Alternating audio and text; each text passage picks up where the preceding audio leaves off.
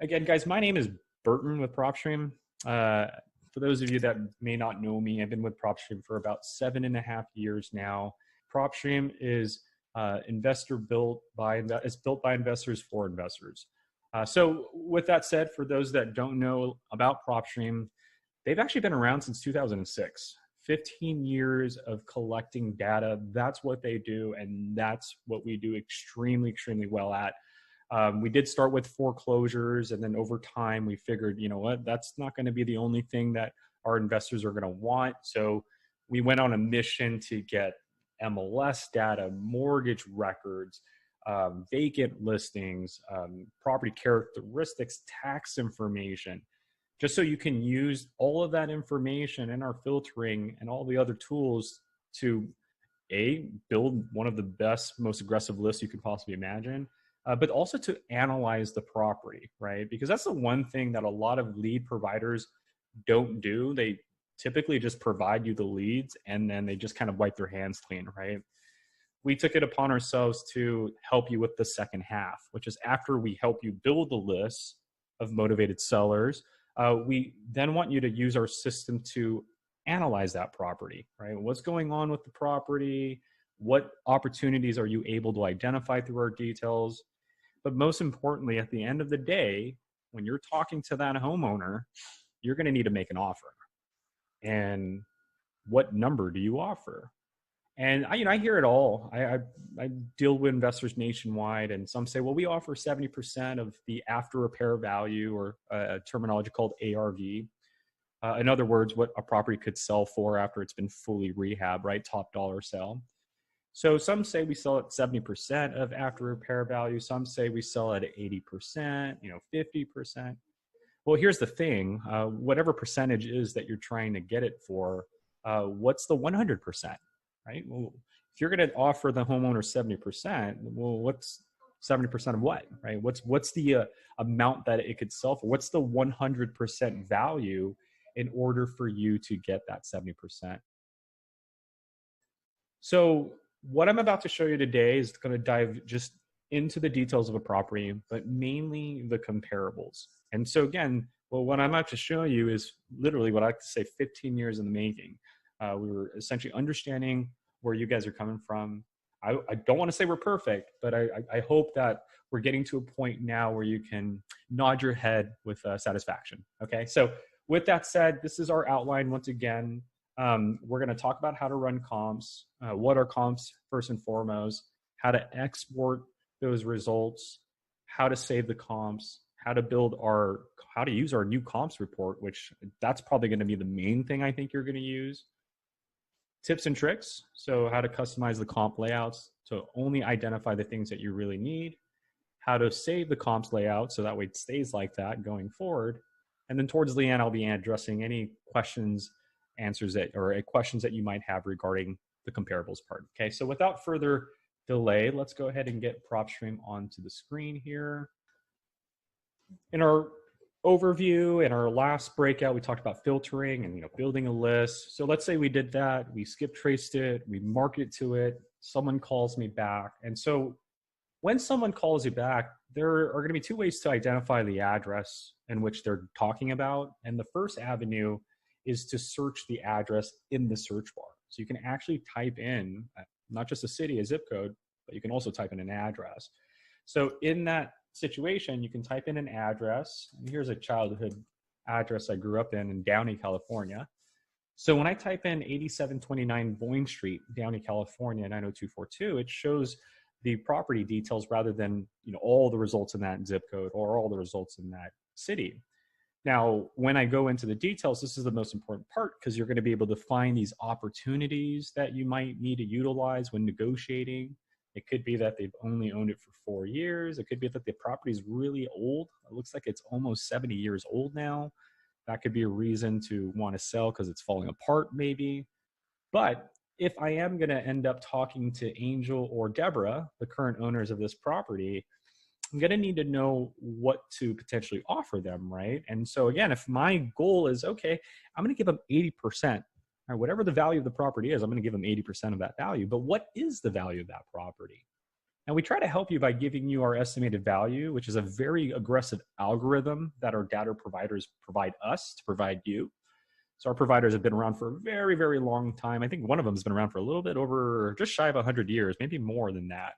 But they've been around for a long time, and they're really good at calculations. They take sell records, MLS records, property characteristics, to then calculate what they believe the property is valued at as of this month in its current condition, well, in its current market. And I took the condition back, the word condition, because in reality, we don't know the condition of property, right? We're not able to visit every single property out there. So this value is an assumption that this property is in sellable condition. And if it is, this is what it would be valued for. Then what we do here at Propstream is that we run our own comps for you. So we have our own algorithm. So not only does our provider give us an estimated value using their algorithm, but Propstream has a logic in place where we run an algorithm for you using those same MLS and public records that our providers are providing us. And what this says is, hey, we here at Propstream believe that there are 8 properties that are very similar, averaging out all 8 sell records or sell amounts. We see an average price of $584,000. And since we have access to the MLS data, we looked at those records. And when we average out the days on market, how long it took to sell, we identified that it's about 67 days. But here's the thing. Even if these numbers are 100% accurate, right, which is probably never going to happen, maybe it does, it's always a numbers game, but even if these numbers were 100% accurate, or maybe I'm an appraiser, I'm like, whoa, that's exactly what I appraised the property for, right? This wouldn't work, because when you're selling a house, you're selling one of the biggest tickets out there, period, right?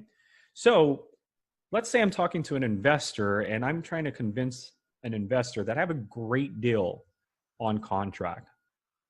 So this property, let's say, is worth $500,000. I have it on contract for $200,000. So I tell the homeowner or the investor, I have a contract for $200,000 and it can sell for $500,000. Now, I'm sure before that investor hands me $200,000 or wires $200,000, so a title company, he's going to want to make sure I've done my due diligence, right? I mean, that's a huge transaction. And you're not just going to, I mean, if you're the buyer, you're not going to just take my word on it and then just give me the $200,000. You're going to want to see proof, right? Or the best analogy I can give you is like, you're a lawyer and you're trying to prove your client's case. So you can't just go to the court and say, you know, I believe my client is innocent and therefore you should let him go. What you need to do is provide the evidence to convince the jury, to convince the court or the judge that your client is in fact innocent, right? And again, the only way to do that is to have evidence. And that to me is what comparables are.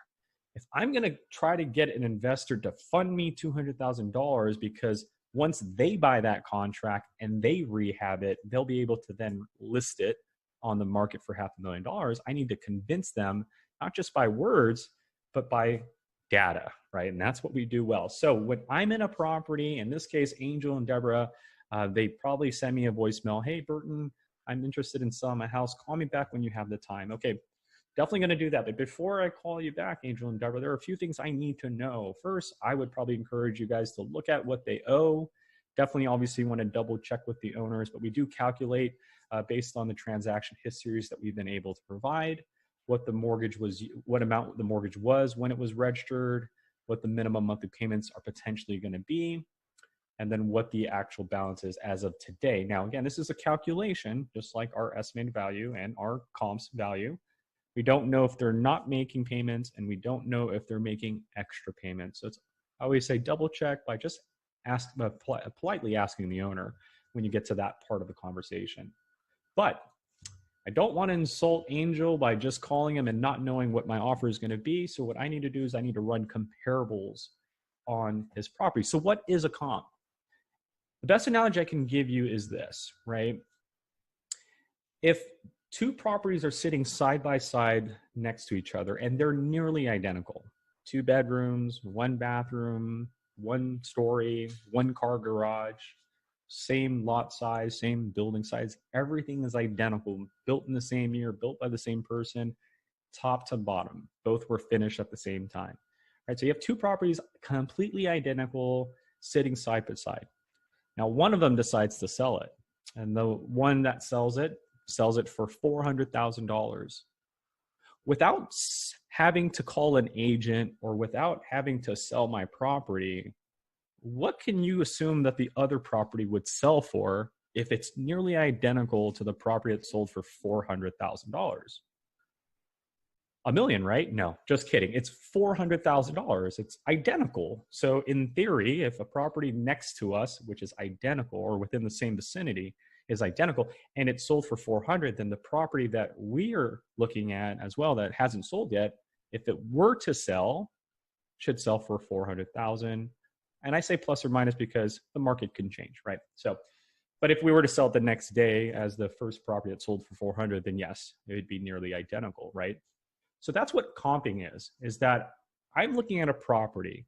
It's not in perfect condition or it needs a little cleanup, but I need to know what it would sell for if it was cleaned up and it sold through an agent or, it sold and the county recorded it. So that's what our comps are. And that's what a comp is to get comparables, to find properties that are comparable or similar to the subject property and to see what they sold for. So when you go into comparables, here's the first thing you need to know is that you have an option of using two different records. The first is public records.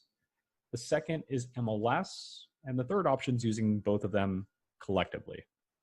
You're probably asking, well, what's the difference between the two? And I'm going to answer that for you. The difference between the two is that public records includes on and off market sales.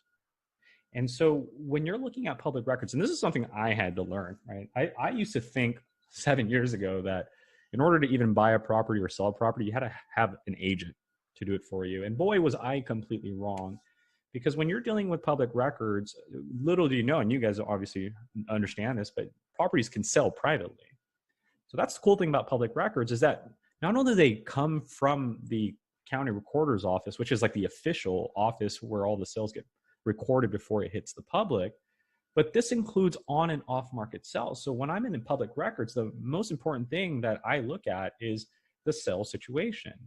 I get to control whether I want to see cash buyers, properties that have been financed by banks, properties that were recently constructed and then sold directly, properties that were transferred between family members, properties that were sold through a foreclosure or through an REO sale. Now, why is that important? Well, to me, it's important because if I'm looking for properties that have been sold after it's been rehab, then I probably don't want a foreclosure sale. And I probably don't want a cash buyer sale because cash buyer sales usually are an indication that it's an investor bought. And if it is an investor like yourself, I don't think, maybe you are, but I think rarely would you buy a property at full price for cash unless it was like your dream home or you finally made it as an investor and this is what you saw yourself doing, right? I'm going to buy a property in cash one day and live in it. But in reality, most cash bought properties are because they're investor bought. And that also means that they're usually bought at, like we discussed, 70%, 80%, 60, 50%, or even much lower, depending on how killer of a deal it was, right? So knowing that public records has on and off market properties, you need to make sure you're paying attention to that because it could definitely hinder your numbers. So what, again, I usually recommend is probably choosing finance, but remember, you can look at it differently. What if you don't have a buyer yet? Maybe you want to see the buyers in the area, right? Show me all the buyers in a 2-mile radius, and it's going to populate those results and say, hey, here are all the cash buyers in this 2-mile radius. And so I'm able to see, in this case, 9 properties that were bought in a 2-mile radius around the property, right? And see, I can see that some of them, here's a killer deal, 225, not bad, right? But again, if I'm trying to get properties that were repaired and then sold, well, if I was a bank, I wouldn't give someone a loan to a property that may fall down in like 5 years, right? I want to make sure that as a bank, our interest is secured. And so what banks usually do is they will send an appraiser or they'll send someone to inspect the property they're about to loan. And then they'll make a decision that, yeah, this is a secured investment. And we're going to go ahead and put a note on it and obviously put a lien on it eventually, right? So if that is the case, then if I know banks like to make sure that their notes are secured by looking for properties that are really, really in good condition before they, they put a mortgage on it, then let me find those finance properties. Because again, the goal is to look for properties that have been rehabbed. And so let me look for the properties in a 1 mile radius that have been financed by a bank. But it doesn't end there with public records, because we still require you to make that comparison. So here at the top, you'll see the property characteristics, or the other area is you'll see the subject property here. And as you scroll to the right, at the very bottom, you'll see your scroll bar. As you scroll to the right, you'll see the subject properties characteristics. So what we're going to do here in the filter is we're going to essentially use that to narrow down our results. Now, by default, we go back a year. Now, your market may be faster in terms of sales are going really, really quick. And so maybe a year is too old. Maybe you want to go back 6 months. Maybe you're in a very rural area where transactions don't happen as fast as Downey, California, which is a subset of like Los Angeles County. So you may need to go 2 years back. Okay, so you get to control the sale date range. For now, we'll keep it to a year. But our subject property is 4 bedrooms. So I want to minimize. I want to find a minimum 4-bedroom property, and then our subject property is a 2-bedroom. So I'm going to look for a 2-bedroom or more. And as you can see here, it has narrowed down our results. And as I'm looking at the result, I do see something that does throw it off. Like I can apply year built if we need to narrow down properties that were built in the same year. So you can see here we have one here, and this one is 1993. So that one obviously doesn't look good. Another thing I see is that this is a condominium, right? So that's the cool thing about the data that we collect, is we actually will tell you the type of property. So you don't want to be running off and showing your investors or telling your buyers, I'm not going to give you full price because you're selling it at a condominium's price. That wouldn't apply. So as a matter of fact, it's much lower than what it potentially could sell for. So as we go into the filters further, you see you have year built, square footage to narrow down the results. Sell status, this will be used when we're using the MLS. Right now, you can't utilize it. It's blocked out. Again, public situation. Is it a cash sale that you're looking for? In this case, I'm looking for properties that have been financed by a bank. And last but not least, do you want to include properties that have been bought by a buyer, like multi-parcel sales? So in very, very, very hot markets, you're going to get these big buyers that buy up the whole block. They'll literally buy 10 parcels at a time. That's what we call a multi-parcel sale. It's good because now you get to see who that person is, and you probably might want to put them on your buyer's list, because if they have that luxury to buy 10 parcels at once, then you might have a parcel next door that they might want as well, right? But in terms of running comps, it's kind of horrible, because when these huge buyers buy 10 lots all at once, the county usually just records it as $1 amount, right? So they'll say, well, the transaction was 10 million for everything. So for each property or for each parcel that's bought, it'll say a sell amount of 10 million bucks. So you're going to be looking at a 4-bedroom, 2-bathroom property, and it's going to say that the amount that it sold for is like 3 million bucks. And you're going to be like, wait, what? How did a single family property that's 4 bedrooms, 2 bathrooms sell for $3 million in Downey, California? Now, when you go in the details, you'll realize it says multi-parcel sell, and you'll be like, oh, okay, yeah, it was more than one parcel that was bought. County just didn't separate or itemize each property's individual sell amount. Understand, probably takes a lot of work, so they just shortcutted it, right? So not only do you want to remove those multi-parcel sells when you're running comps, but know that you can include them if you do want to find a buyer, aggressive one. But for this case, I'm going to remove them. In this case, there weren't any to remove, so that's still good for me. But now I'm going to go into the distance, either increase or decrease. The thing about Downey, it's a very, very dense neighborhood. So even if I go 1.5, it's not a bad thing to get more results.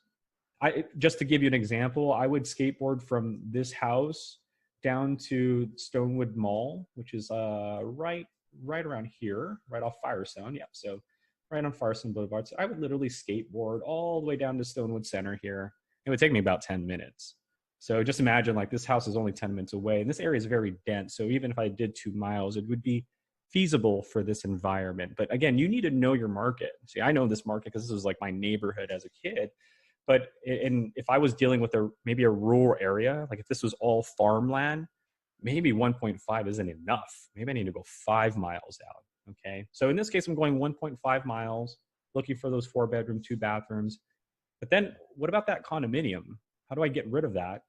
I'm going to go to property class and I'm going to look for residentials, not commercial buildings, not vacant land, but residentials. And then for property type, I'm going to look for single family properties. And now it leaves me with 5 results, and we're not done yet. So what we want to do is look at these headers, look at the beds and baths and square footage, lot size. Let's look for anything that may be an anomaly. Like here's an anomaly. This one has a huge lot size, so maybe we want to deselect it or keep it. Now I'm going to keep it because it kind of averages everything out. Like all the properties seem to be built around the same year. Downey is a very popular area for those that don't know. It's where Boeing is at. And so like one of the first few shuttles came out of Downey, California way back when. And so that's why you get a lot of these properties, space race, right? And so here's where a lot of these properties were built. But we get to see these filters, year built, price per square footage. The one thing that you can do, and we're going to talk about this later, is you can take any of these headers and move them around. So if you love the amount more up front, go ahead and do that. Feel free to make any adjustments as you see fit. But once you get your results, the next thing I would highly recommend that you do is click on these photos. Take a look at the property, make sure it was rehab, look how nice this property has. Wooden cabinets and countertops, granite counters, tile. Probably we need to make it a little bit, but granted, these are 1940s, 1950 properties. So that's probably the thing back then. And maybe this area requires it to stay this way in order to get top dollar. Maybe the neighborhoods, the residents don't really like that modern approach. So just understand your neighbor. But this is what it looked like when it sold for $567. California prices, could you imagine, right? 4-bedroom, 2-bathroom, $567 looked like that. Yeah, it's hard out here. Anyways, so I would recommend going through each photo and just making sure, this is a property that definitely sold in a good condition. We don't want things falling apart, right? And not only that, but it gives me an idea, this is what the property would need to look like for it to sell, in this case, $575, $565. What about the $680? Why did this one sell for $680? Where is that out? Besides being in North Downey, where it's a little bit higher pricey. I know this, I know my market. But North Downey is a very high valued area. Some celebrities live out there, but you can see where not only the environment played a factor, but you can tell that the rehab also played a factor here too, right? But again, if you were in this area and you had a property very similar up here, just north of the 5 or so North Downey, that's what it would take to sell a property there. So knowing that that's in a different market of Downey, I'm going to deselect that. But again, we're going to go through each one of the remaining 4 and just make sure the photos look good, right? And this one's pretty good. So this one looks like it took a more of a modern approach to the rehab. Looks like they changed the floor, did some paint. So this is definitely an after repaired valued property. And last but not least is the Grove Tree. So this one, not so much. Okay, this one looks like it just kind of sold in decent condition. It looks like it's opportunity. Oh, there's a pool. That probably played a factor. Like the house that we're looking at doesn't have a pool, so that could be a reason why it sold for $600,000, and therefore we're going to deselect that. So now, 1.5 mile radius, I found all the 4 bedrooms, 2-bathroom properties that sold. Guess what? This one has a 3rd bathroom. See, that one snuck in. So I might need to deselect that. Or, hey, I'm going to leave this out there. Maybe we keep it because our investor may maybe add a 3rd bathroom to our property if permit allows it, right? So maybe we do keep it and let our investors know, hey, look, no 3rd bathroom, $555, $565, right? $567, $500. Get that 3rd bathroom in there. Oh, look at that. You can squeeze in a potential $9,000 extra on that retail price or on that listing price, right? So this is how we run comps, is using the data that we've provided, the photos, the characteristics, the radius, the filters, how it was purchased, the type of property, to isolate those 3 in this case that are nearly identical to your property And then from there, we can either save these comps and it'll save these results. So if we leave and come back, it's the way it's at. So if I hit save comps were saved successfully. That way, if I log off or go back and come back, I'm like, oh no, I lost it. When I go back to that area, those 3 comps are still saved for me. So hit that save comps. If you are going to leave this page, maybe you get caught up, get busy, got to run to the bathroom, might step out, maybe you're on a phone call now, make sure to save your comps. But this is all using public records. The next option is MLS records. So you're probably asking, okay, Burton, well, what is the difference between public records and MLS records? You just told me that public records is the official place where all the records are going to come out publicly. And yeah, that is correct. Public records is the county's office, and everything that comes out from there is official and includes on and off market properties. MLS is just on market properties, but why would you use them if you can just use public records? Well, here's an example of why you want to use them. Frequency. So having access to the MLS, which is entirely different than county records, is a plus because you'll be able to see things that the county may not have recorded just yet. So let's do 1.5 mile radius and see if we can catch one here. Okay, so I'm going to go 1.5 mile radius. And what I'm going to do, just hopefully we can catch the good examples. I'm going to go in numerical order by date. So chronological order going backwards, right? So today's the 10th. The most recent sell that we see using the MLS, again, this is agent data, this is not public records, was a sell that occurred on the 6th or on the 4th, which is 6 days ago. And there's one on the 2nd. Now let's look at that address. Crowley, 13821 Crowley Avenue, okay? Again, no filters have been applied, 1 mile radius. Let's go to public records. And let's look at public records and, oh, well, public records. I go in chronological order, and the most recent one is in May. And the Crowley address that I just highlighted is not even there. So public records, remember, when a property sells with an agent, the agent gets to run back to their office, go on the MLS and say, we sold the property for this much. And then in 24 to 40 hours, we get that record and we put it here in the MLS area because that's MLS data. Now, once that agent sells that for that property, all that paperwork gets sent to the county, which is public records, right? But it takes time to actually process that record. And that's the benefit of having MLS, is that you get to see things before the county even gets to record it. So again, properties that sold here, and look, that property, Quarry Street, where is it? Let's go back. What's the most recent one? Yeah, 7516 Quarry Street. So that is number, no, what number is this? Okay, 1, 2, 3, 4. It's number 5. So there are 4 records, 4 sales that occurred after Quarry Street that the county hasn't recorded yet. So these 4 properties and these amounts I get to see now before the county even has it. And that's why it's a benefit to have MLS. Another benefit to have MLS is not only get to see sold records, but you get to see things that are currently active on the market, right? Again, in theory, if there are 2 properties that are nearly identical and one is listing it and an agent comps it at 575 and it's active on the market, and that same agent were to sell our property, the other property that's also identical, what do you think that agent's going to comp it at or list it for? 575. So looking at active records is also good because it not only tells you what properties are currently being listed for in this market, but it also might show you a trend, right?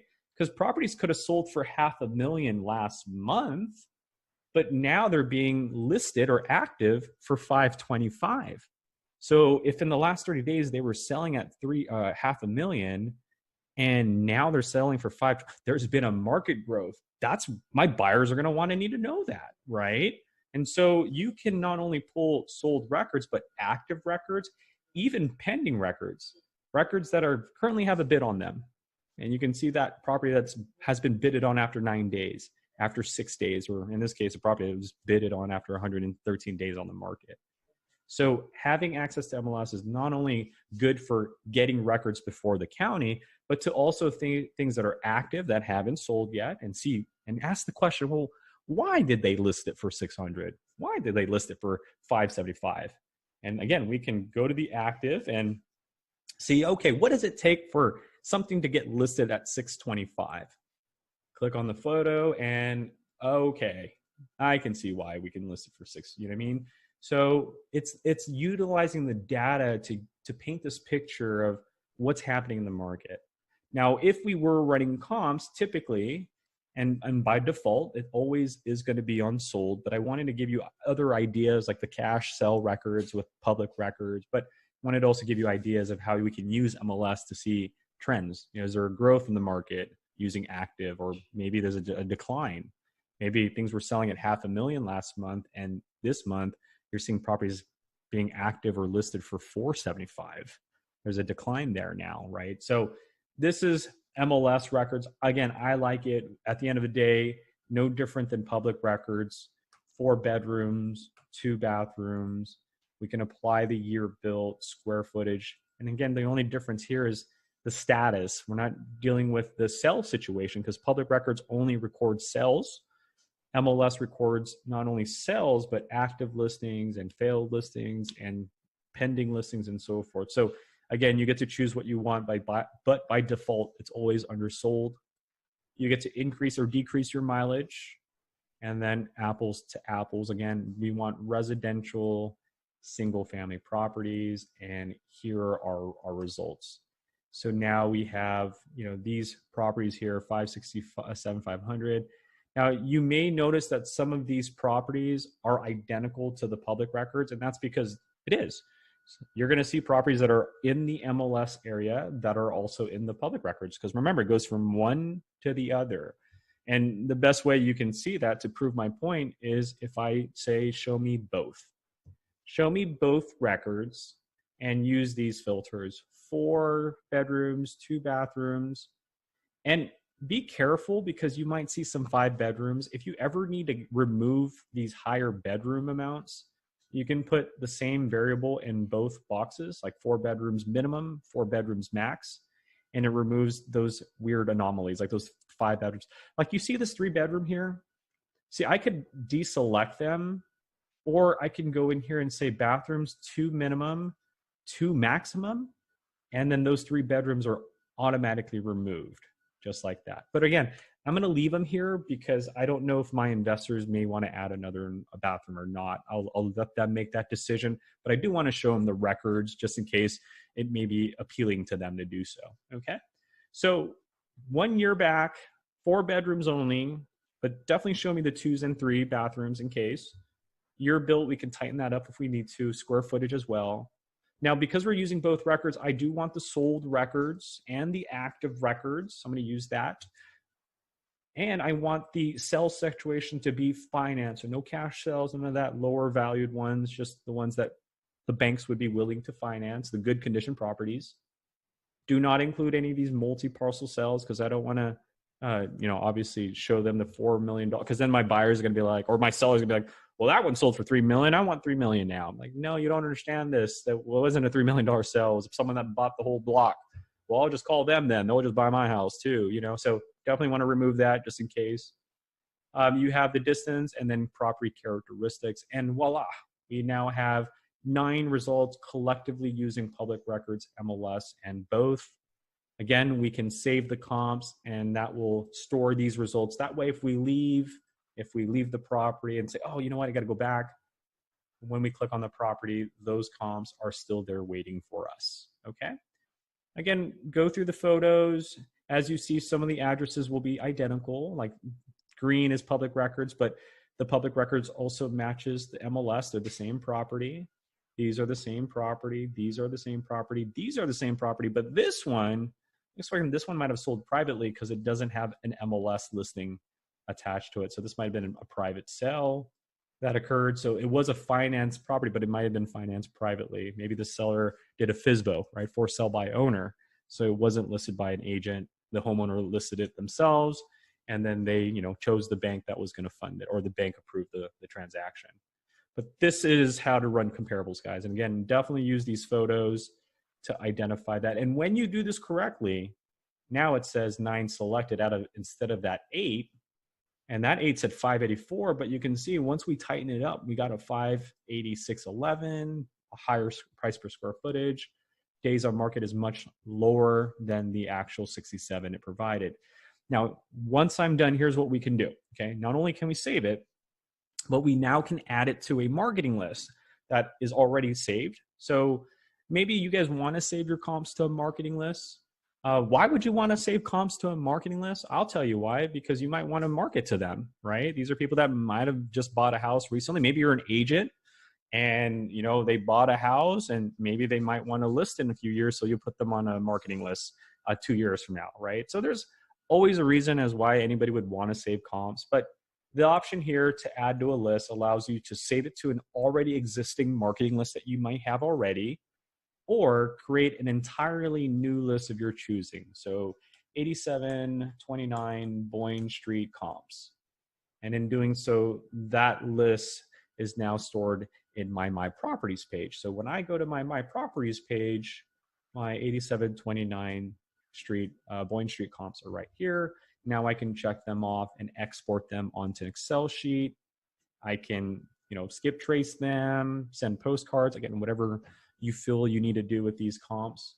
Now, if I was in the property details already, see, I don't really need to save them to then export them like you saw me talk about. Like I saved the list and now they're here. I can check them off and export them.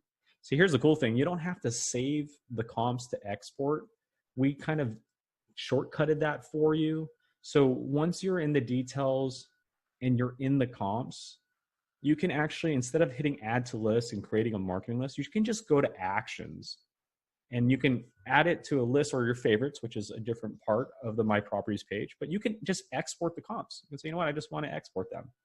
And we'll just put it on an Excel sheet for you right away, right? Oops, sorry. So again, without having to take that extra step of check them off and then save them and then export them, I can just highlight them and export them. Again, the only reason I believe someone would add their comps to a marketing list is because they're going to do that. They're going to market to that list. If you just need the comps on an Excel sheet so you can forward it over to your, the title company or your investor or whatever needs it, then just go to actions and hit export comps or export it to a CSV. They're both the same. Now, at the end of the day, I hope that you really take the opportunity and use our view comps report. And this is what we spent quite a bit of time on because we stood in your position and said, okay, what is it that our users, our investors are going to need to negotiate and make the best informed decision possible? And that is the view comps report. So once you filter down your comps using public records, MLS, or both, you're going to hit view comps report. And what it's going to do is going to take all of this information and it's going to put it on a PDF format for you. And it looks just like this. It's going to show the subject property via aerial view. It's going to give us the subject property, the owner's name, mailing address, length of ownership, and all that good stuff. And that's months, so just be wary. Single family residence and all the characteristics as well. It's going to show you our provider's algorithm of the estimated value using low value cells, high value cells, and then averaging out everything out to give you what they believe is the final value, not seeing the condition of the property. Then you have current listing status. So if the property is currently on the MLS, you'd be able to see what it's listed for and if there's been any price changes and how long it's been on the market. You get to see the public record of when it last sold back in 2015 when my brother sold the house, what it sold for, and then the MLS sale. So if this property did sell on the MLS in the last few years, you would see the listing history here. Okay. Now, further below on the next page is your comp criteria. It says, okay, your search criteria when you ran comps was this. You used public records and MLS. Your date range was a year back. This was your square footage. You did a 1.5 mile radius. You only wanted 4 bedrooms. You wanted active and sold properties. You wanted 2 to 3 bathrooms because your investors might want to put a 3rd bathroom, and you only wanted single family residential properties. with that said, the results that we got, here's what the calculation shows.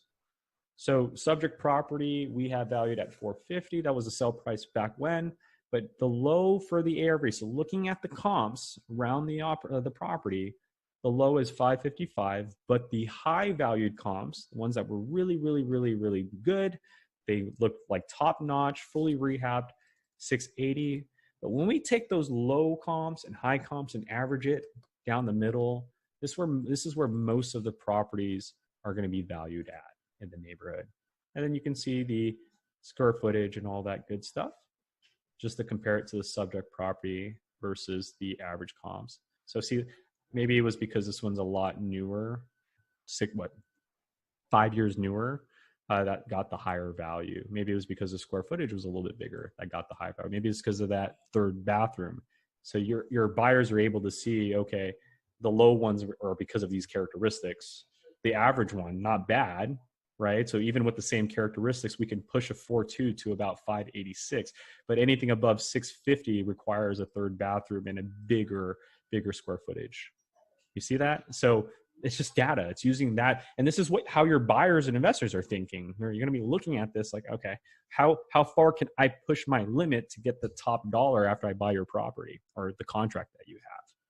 Now, to further drive this idea, when I scroll further down below, it shows the comps. Subject property, the sold comps, active comps, failed comps. Below that, it shows us the source. So all the addresses on the map, number one. And so it tells us that was public records, that was MLS records, the address, status, date, amount, square footage. It's just a comparison sheet and the distance closest to furthest. And then we give the subject property too. So that way your investors or your homeowners, when you're talking to your homeowners, like, I want full price and the roof is falling apart. You're like, well, I can't give you full price because, here's why. Or I want 700,000. What do you mean 700,000? Nobody in the property is selling for not even the house that has one more bathroom than you do is selling for 700,000. So I don't know where you're getting that price from, right? So use this information to definitely help you out. And then as you go further down below, we say, you know what? Maybe they prefer visual. So let's take each thumbnail photo of each property that's sold, both the public and the MLS. So this is the same address, but we're going to show your investors or show your buyer one came from public records. Just to double check our work, we pulled the listing from the MLS records. So both sources are telling us the same thing, 567, 500. I've double checked my work for that one address. Same, the next one, double check my work. The next one, double check my work. The next one, double check my work. Oh, there was one that didn't sell on the MLS, but since I have access to public records, this one sold for 680. I just wanted to show you that as well. And then here's your subject property. So we're not only able to show them thumbnail photos, characteristics, and what they sold for, and not only public records, but the MLS records to back that up. Further down below, we're going to give you all the photos. Because now if they're going to play even more hardball, I'm like, oh, no, I want full price. I'm like, okay, dude, look, if you want your house to, the same price as 567, 500, which is what this property sold for back in July, does the interior house look like that? Because I'm in your kitchen right now as we're negotiating, and your kitchen looks nowhere near this property, right? Or, hey, you want top dollar? You said you wanted the same price as this property here. Well, does your kitchen even look like this? And if not, then here's why I'm not able to give you full price. And we're going to be able to talk down using these characteristics, set some real expectations to some of these sellers that are in some cases unreasonable, or they're not as invested as real estate as you are. So they're just throwing out numbers where you know the market more than they do. And again, they're the jury, they're the judge. You got to prove to them that what you're saying is true about your client, about the subject property. Only way you can do that is through the evidence in which you're seeing right now. And then again, further down below. But again, this is also good for your buyers, because your buyers now get to see what it takes to get a property to sell at top dollar, or at minimum amount, or just enough to make a good return, essentially.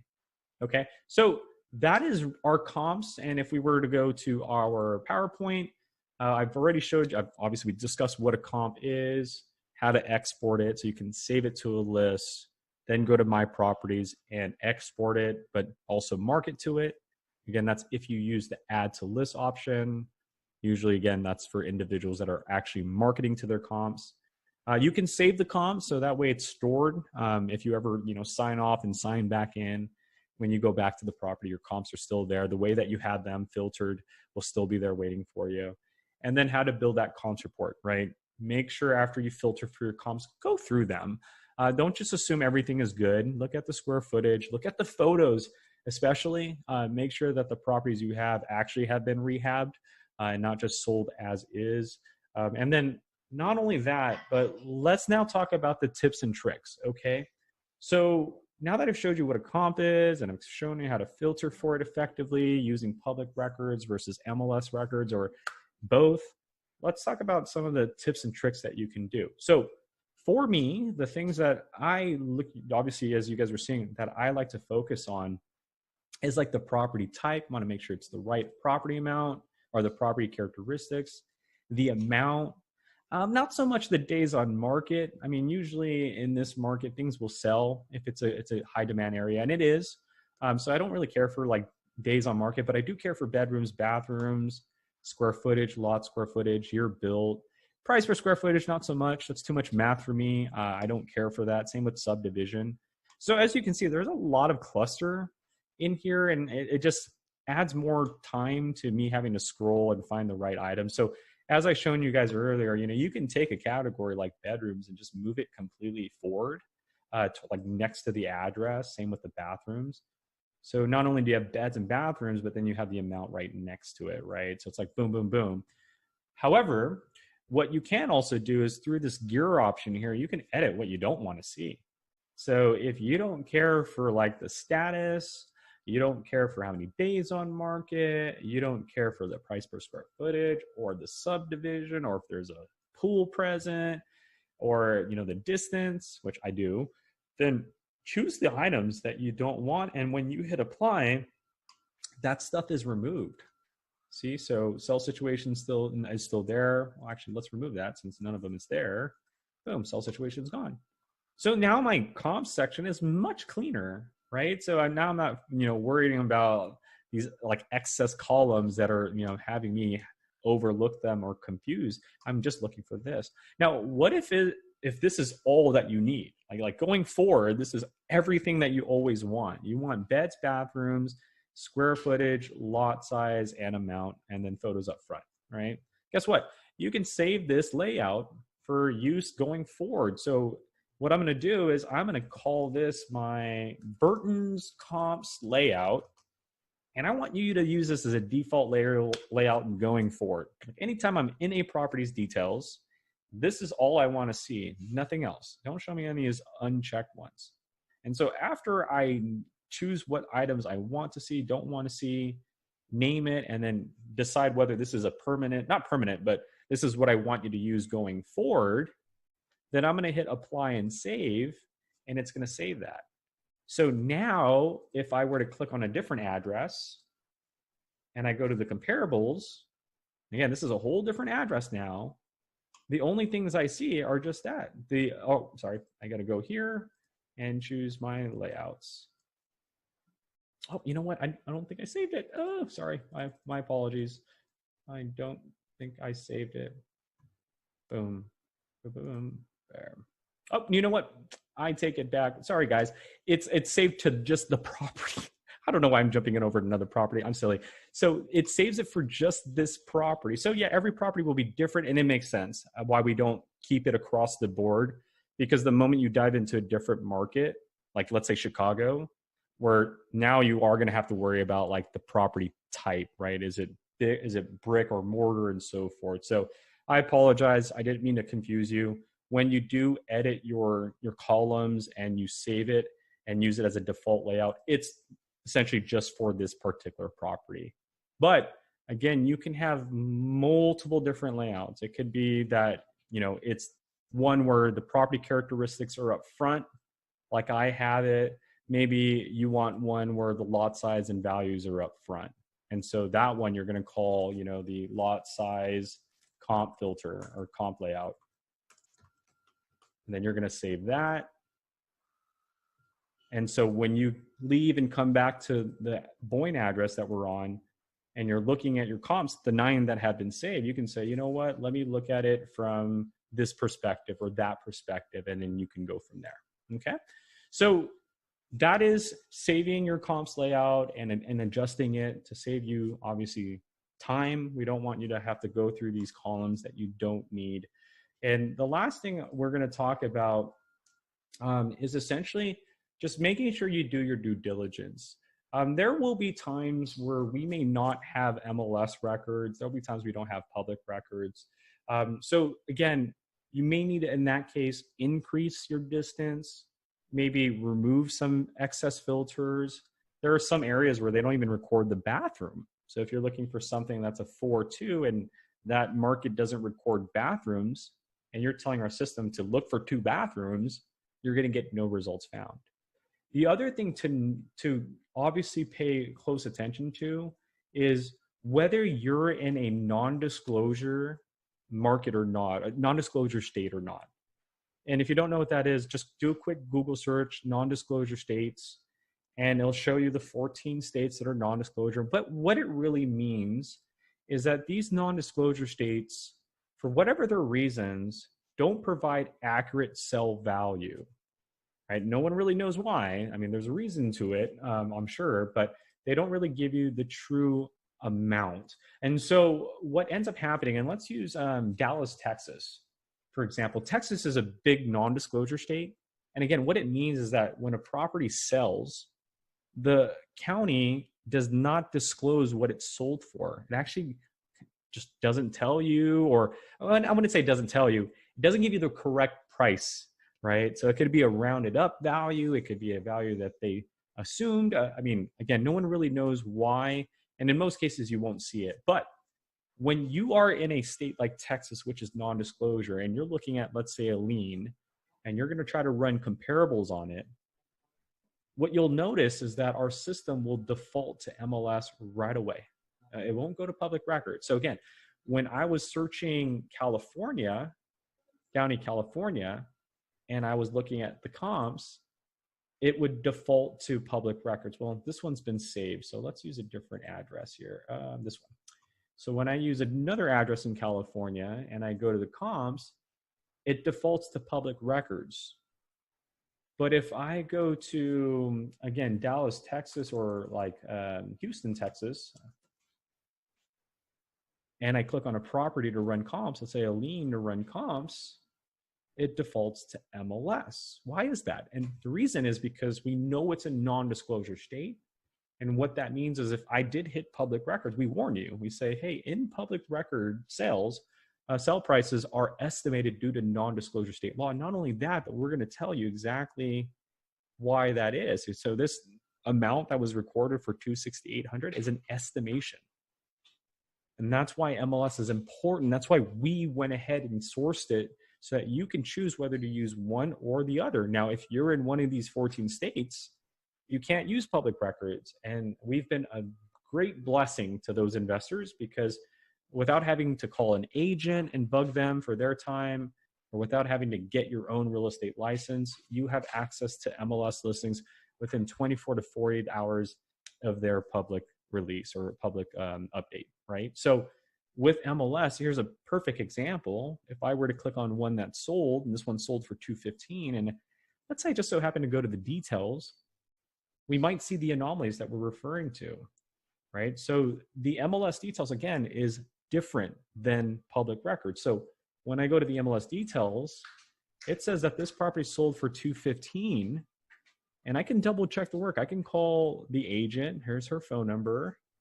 I might have an email, office phone number, right? So I can see what they list for. So they've actually listed for 220, and then they lowered it to 215, and then it finally sold, right?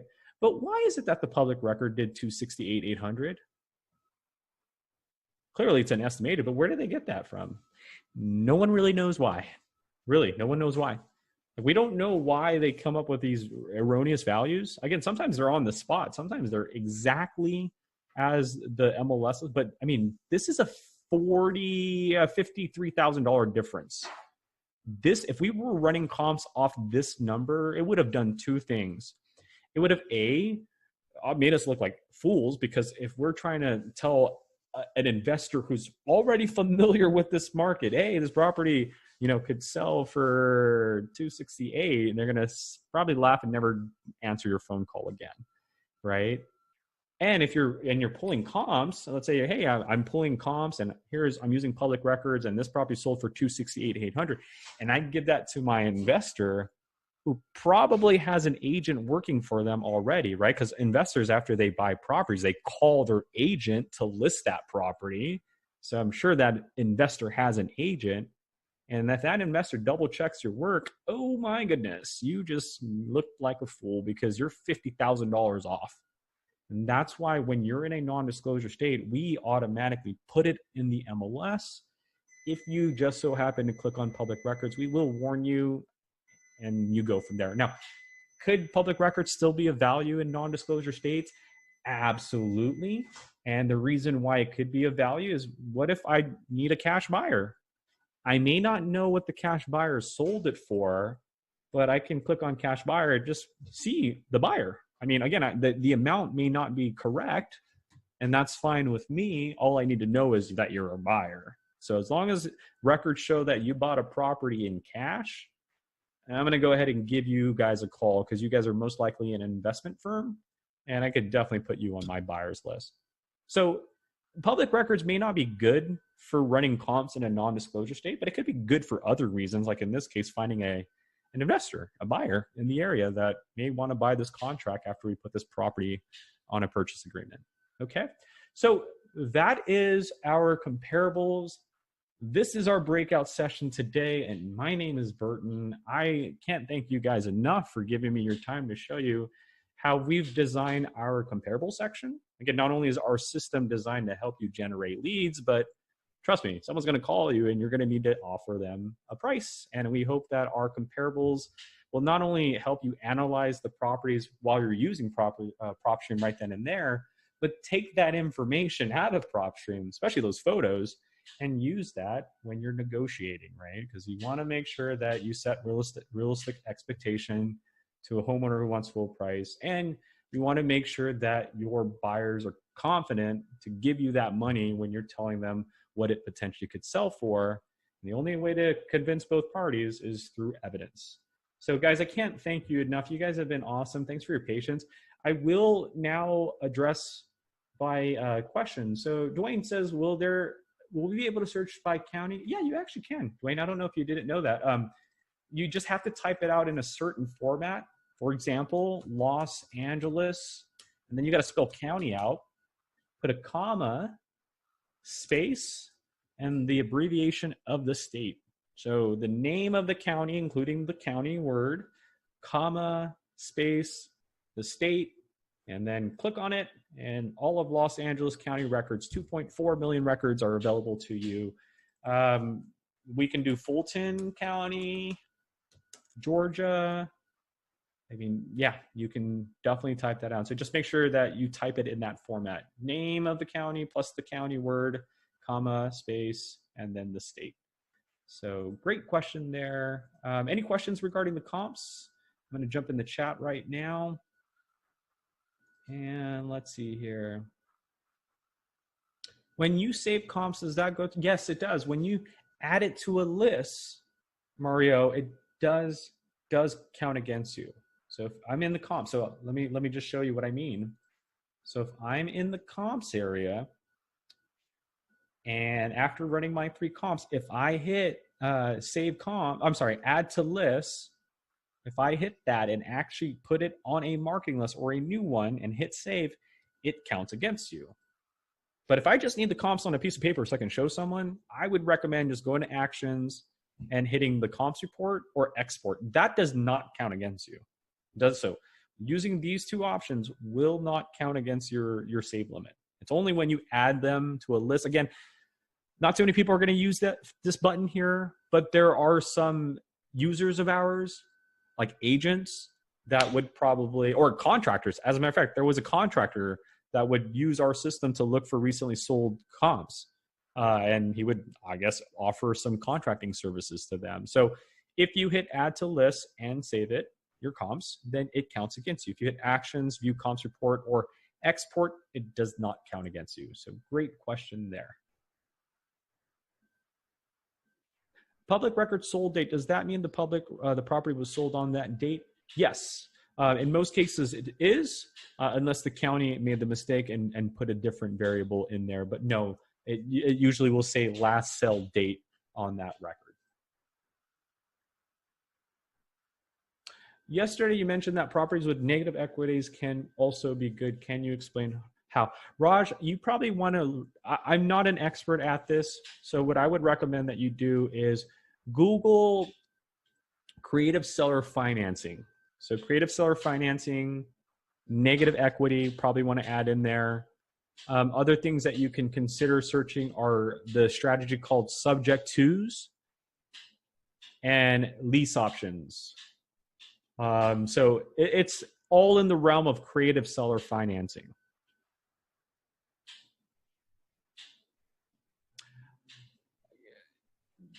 Jamal, I have seen interfamily transfer. Is that not just a sale? Yeah, that's correct. It's just a transfer between family members. So let's say I'm your son, you're my dad, and you want to hand me over your property. That would be an interfamily transfer. So it's a transfer between family members. Now, why is that important? Why did we want to identify that in our filter? Because that could be an indication that it's a lead. Maybe it's an elder gentleman who, needs to pass down their property.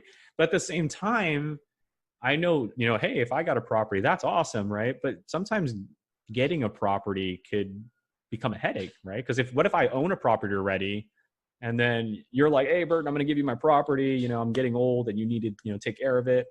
Well, I appreciate that, but now I have to pay 2 property taxes, right? And if I don't have myself financially positioned for that, even though you gave me an asset, that asset could turn into a liability and put me in a position I don't want to be in, right? So just knowing a property had a transfer is a good indication, because it's all a matter of reaching out. You never know. Maybe the person that it was transferred for didn't want it, or accepted it because of certain reasons, but now they're reconsidering selling it or want to let it go, right? So hope that helps.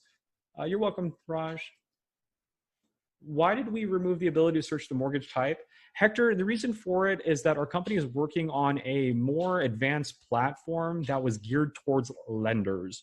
So when we surveyed that filter, we discovered not too many people were utilizing it. Actually, our lender audiences were utilizing it. So we are considering re-releasing it, but not just with that filter, with much more to offer. So just wait. I'm fighting for it. It's just a matter of time. I can't answer upon why the company made that decision. I'm all for it. I get there's always a reason why we do something. And usually when something is taken away, it's not usually permanent. It's usually taken away for some logical reason that usually benefits our users. And it doesn't seem like a benefit now, but from what I'm hearing and the things that we're building down the road with those type of filter options, it makes big sense. So I apologize that it's been removed. And so you're going to have to wait. Hopefully in due time, in the near future, we'll be making an announcement on stuff like that, on those filters coming back. Okay. Is it possible to have a pre-made comp search criteria saved, i.e. percentage over, under, subject, prop? No, no. So the filters, not yet. We are working on trying to get your filters to be saved, but not yet. So every time, in theory, after you apply your filter, the comps that you get after applying your filter, those can be saved, but the filter itself, unfortunately, that doesn't get stored. When is probate list going to be available? Raj, we're still working on it. We don't have an ETA on that yet. So I don't know if you meant we were here yesterday, but if you do find a probate list or you do have access to one, you definitely probably want to consider using List Automator, because then we can tell you how many of those probate lists are vacant, high equity, low equity. Essentially, we're just putting the data together so you can make, again, the most informed decision possible when you're dealing with these homeowners. Can I search by owner name? Not yet, Dwayne.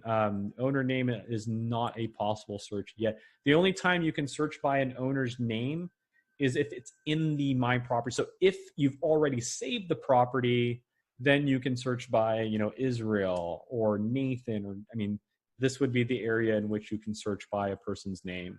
So Ethan, if there is one, yeah, there's two of them. But in terms of the search bar, no, you won't be able to search for a person's name there, unfortunately. All right, next question we have here. Looks like we answered all of those questions. Let's go to the chat. When you save comps, nope, we already answered that. Public record sold date, yep, we already answered that.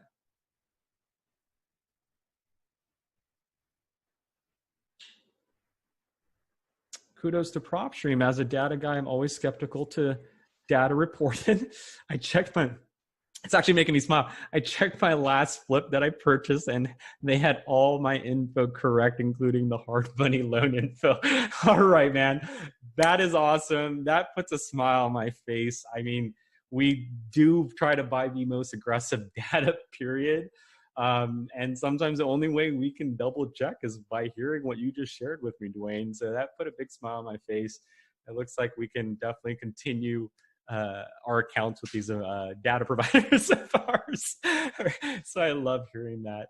How long does it take for properties to get skip trace? Robert, usually if it's under 1,000 addresses, it's about 5 to 10 minutes. And then after that, just refresh your website and you'll get your results. So yeah, 5 to 10 minutes, unless again, you have more than 1,000. Again, the bigger the list, the longer it's going to take to get those results back to you. So my metrics for my experience is anything under 1,000 results is usually 5 to 10 minutes. I've gotten results in like 30 seconds because I only did like 4 or 5 addresses at once. I'm driving around, I'm like, oh, I want to write that address down, save it, skip trace it. So the lower the amount, the faster it will be, the bigger the amount, the longer it takes. But consider the bigger amount because our skip tracing is tiered price. So the more that you place at a given moment, the cheaper that amount will be. Oh, good question, Mario. So does the 10K renew each month? Yes. Every month we give you another 10,000 to download. And do the previous save still count in the new? No, good question. So when you save properties, they are obviously stored in your My Properties page. As long as the deed doesn't transfer, right? As long as the name doesn't change, it hasn't sold, it's under new ownership, then yeah, in theory, it doesn't count against you. So let's give an example of why that's an important question. So if a property is, let's say, has a lien today and we save it, right? Let's say we save 10 results and 10 of these properties have a lien. And then next month we decide, you know what, we're going to say pre-foreclosures because that's also a great list. And we save 10 pre-foreclosures the following month. However, 5 of the liens from last month turned into pre-foreclosure. And we didn't realize that the 10 pre-foreclosures that we saved today, a month later, had those 5 properties with the lien. You would think that 20 properties counted against you, 10 from last month and then 10 again from this month. In reality, only 5 counted against you because those 5 properties in your pre-foreclosure list were already in your lien list from last month. And because the owner information hasn't changed, it's still the same owner, just with a new situation going on, it doesn't count against you because it's the same address. So that's a great question. So yeah, it's called duplicate records, essentially. Now here's the thing though. In the example I just gave you, our system is very literal, right? See, our system, as of right now, we haven't included a feature that says, please remove duplicates because our system is very literal. Like you told us to save 10 liens last month, and now you're telling us to save these 10 pre-foreclosures.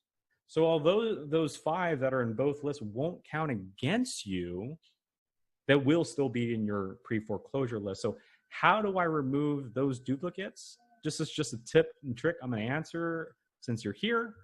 But anytime I save a list, like a flippers list or a liens list, for example, the one thing you want to look for is if you go to the very far right there is a column called marketing list. And I like this. And what you can do is you can click on it twice and it puts your list in numerical order based on how many marketing lists that address is in. So these 4 addresses are in 2 marketing lists.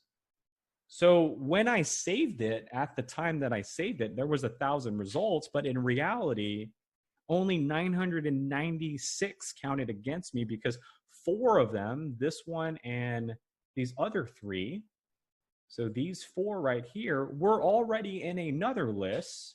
And if I click on it, it tells me what list it's in. It says, hey, that address, 630, is in a list that you created way back in November 15th of 2018.